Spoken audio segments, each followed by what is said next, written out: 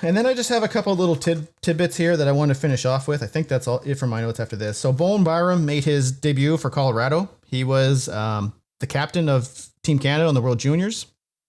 So he's 19 years old. He was the 4th round pick for Colorado in 2019, which was amazing because Colorado was already good and they snagged a really good player. Yeah. He plays defense. So he actually was very good in the first game he played. He had very good situational awareness. Wow, what a jumble. I thought he was very good. I actually watched the game. He didn't look like he was lost out there. He fit in. He didn't really do anything the first game. He wasn't on the ice for a goal against. He wasn't on the ice for, but he was fine. I didn't see anything wrong with his play, especially for a new player. The second game they played, who did they play the second game? It was against Anaheim. He did get an assist on that game. And in the first game, he actually stopped a puck from going in the net. It actually went by the goaltender, and he snagged it out of the air with his stick, knocked it to the ice, and then cleared it real quick. So he's already making an impact for that team that arguably doesn't need that impact because they're already a pretty good team. So if you're a Colorado Avalanche fan, exciting times is what I got to say. Yeah, and his time on ice was 14:28 against Anaheim there. And that's pretty good for a player that's never played in the NHL. That's the second game. For a defenseman, that's not great minutes, but for your second game in the NHL as a young kid playing 15 minutes. You're a teenager. And you're literally a teenager. That's huge. Yeah. So impressive. I think it kind of shows that this is going to turn into a pretty important player for them long term. Absolutely. Colorado's going to be scary for a while. I wanted to talk about coaching staffs that have taken reduced pay. Have you heard anything about this? I didn't until I looked at your notes here. So I'm surprised by this. Anaheim and Edmonton, 25%. So their entire front office is making 25% less because of COVID. Including the coach, right? I think it includes the coach.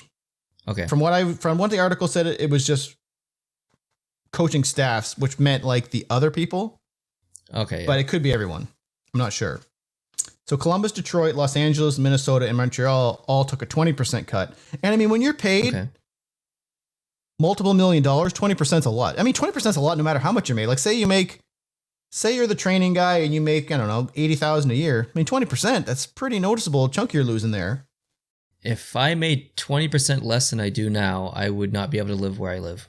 That's how significant 20% is. It's pretty important. And a lot of the coaching staff, in terms of the front office and like, you get the trainers and all that, like they're not super high paid people. Like they're paid decently, but they're not like millionaires down there.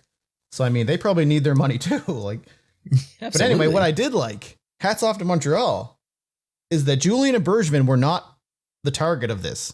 It was their people around them. So like other front office staff, other trainers, other assistant coaches, they were hit with it, but they were left alone because, they're important, I guess, coach and the GM. But they volunteered to lose their 20% to be in solidarity with the rest of the team or the rest of the staff. So they said, hey, if this guy here that works beside me is taking 20% less, then I'm going to take 20% less. And they did. Both of them did it. So hats off to Julian and Bergevin for solidarity with their fellow coworkers. Wow. That shows a lot of character. That's awesome. Another quick note is Adam McQuaid retired last week or maybe the week before. It was when you and your dad were on. I was supposed to put some stats in here about him, but I don't have any. Adam McQuaid was a good PEI boy. I was going to say the only stat you need to know, he's from PEI. Yeah. That's all that matters. As far as I'm concerned, he was a Boston Bruin through and through. Like he went to New York and stuff, but he was a player. Cup with Boston. He was a player I really liked. Like he wasn't too defensively liable. Like he wasn't the best defenseman they had, but he was tough as nails. He'd fight anybody. Heck yeah. He defended his teammates. He was a good PI boy, and I'm gonna say good career to Adam McQuaid. Congratulations on retirement. Good job, Adam. And then the last thing I have was just a couple injuries. I don't have them all, but the big one was Joe Thornton. Joe Thornton is basically going to miss a month because he's got a rib fracture. So that's a big blow to Toronto.